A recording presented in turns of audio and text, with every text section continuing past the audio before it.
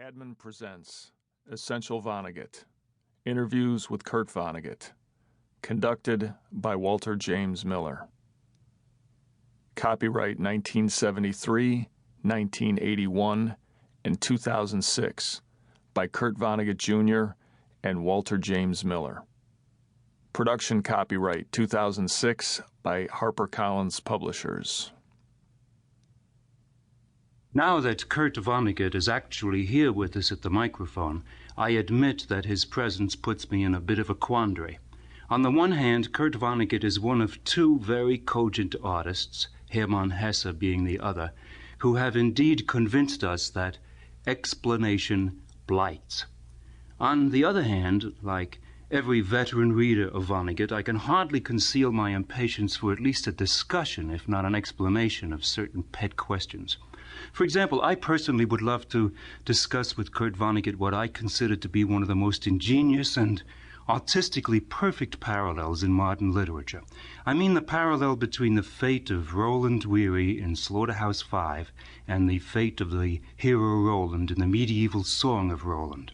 Even more important to most of our audience, I'm sure, is the direction in which Kurt Vonnegut's work is moving. Has he truly abandoned his right-handedness, which produced several major novels of our time? Has he truly rediscovered his innate left-handedness, which he felt would lead him into a creative period of drama?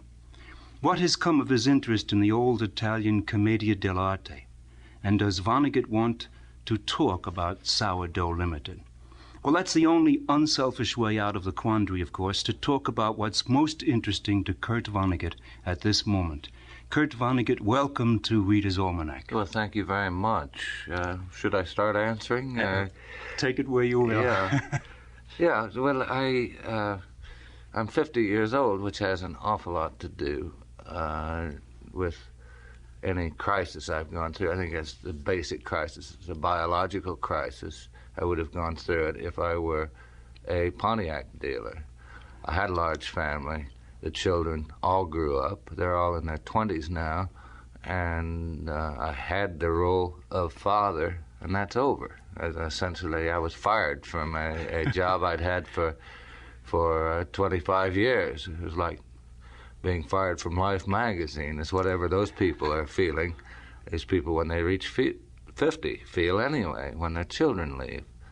And so I thrashed around, as American writers often do, trying to build a new family by getting into theater of one sort or another, because you do get a new family that way, and you do become head of a household for a while again.